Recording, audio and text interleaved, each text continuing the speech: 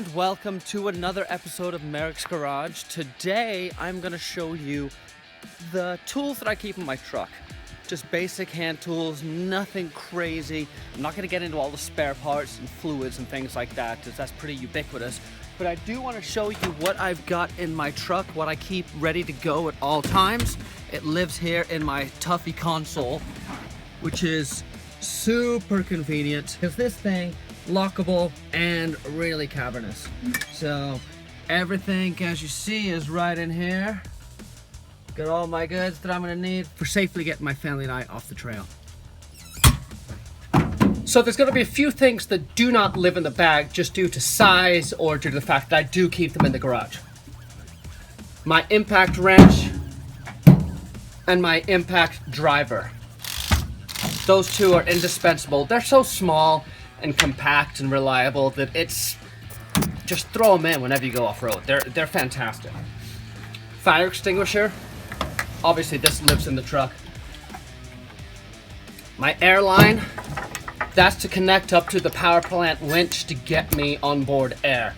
This has been a huge addition. Having onboard air enables me to not think twice about dropping air pressure and improving my traction.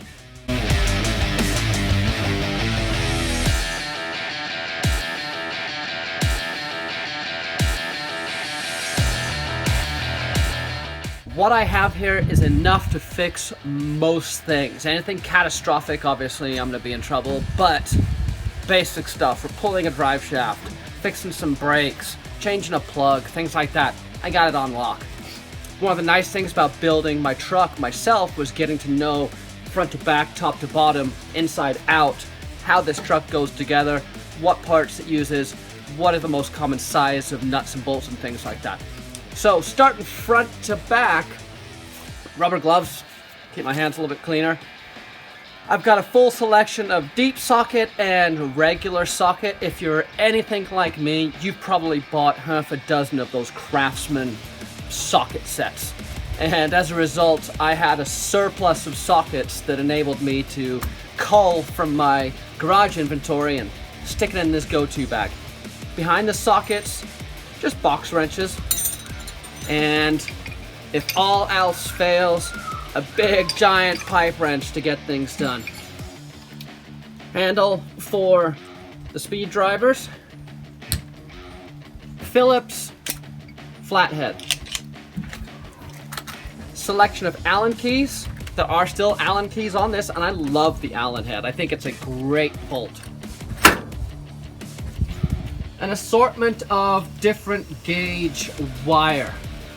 This is basically leftover wire from when I did my harness, but it enables me to bypass broken wiring, bypass melted wiring, or add in something if I need to on the trip.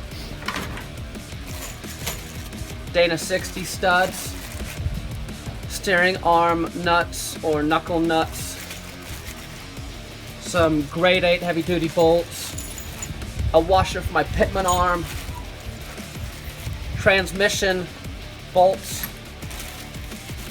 Oh, and look, a valve stem cap, because you never know when you might need that. Hose clamps. And fittings. Oh, the electrical parts. Let's see what I got in here. Oh, all the stuff that you should never use in electrical, like wire nuts. But look, I thought ahead. And I've got a battery terminal screw in. Bunch of fuses, big wire nuts, butt connectors, 30 amp relay, 10 amp mini relay. Yep, and another one, and yeah, relays. Speaking of electrical, I also like to throw these in the bag when I know I'm going out. DC clamp meter. They're cool. You clamp them around the positive lead and it will tell you what the voltage and amperage going through there is. Really cool for finding drains and leaks and other problems in the system. A multimeter. I really don't know how to use this thing too much other than testing basic things like like continuity and voltage and things like that. But it can help me trace problems. They're so light and simple and easy. Throw them in the bag and you're good to go. Wire stripper. And then this Milwaukee wire stripper. This thing's awesome. Look at that. These guys are so heavy duty. They're awesome. I don't even know why I still have these guys, but I do. Vice grips. Because if all else fails, vice grips. Backup D-ring. Oh! Remember when I spoke earlier about my pressure in my tires? One thing that makes that super simple is just being able to put one of these guys on. Set the pressure on these, thread it on, and just go drive. Go take them off, check your pressure. You're probably, I set mine to be around 20 because that's pretty good for what I need most of the time. These things are great. With this, I feel pretty confident to tackle most of the stuff that I run into on my truck. Obviously, I've got my high lift jack, I've got my recovery gear, I've got jumper cables and various stuff like that.